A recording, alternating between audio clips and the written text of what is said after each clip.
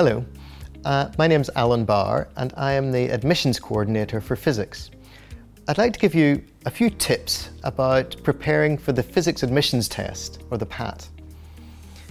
The main thing that I want to say is that there's nearly 20 years worth of past papers for this test available from our website. So you can download those, do them in your own time.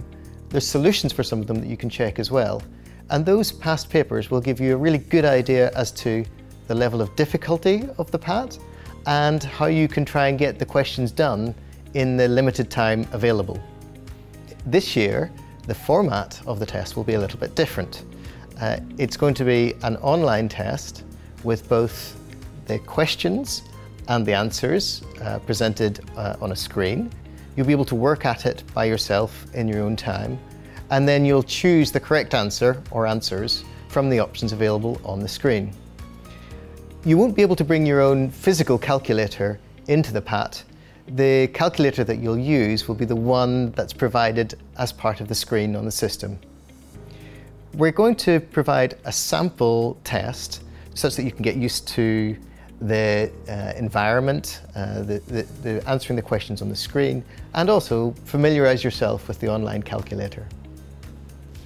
A few tips for the PAT itself.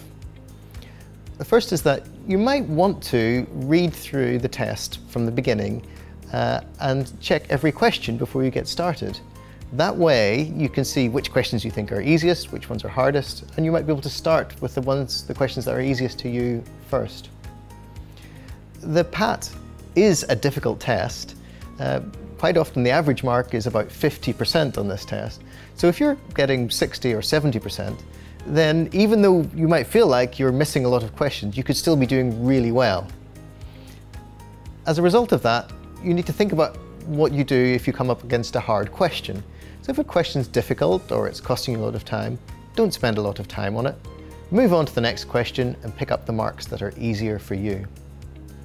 Finally, if you're entitled to access arrangements, such as extra time, make sure that you register that at the time that you're registering for the test.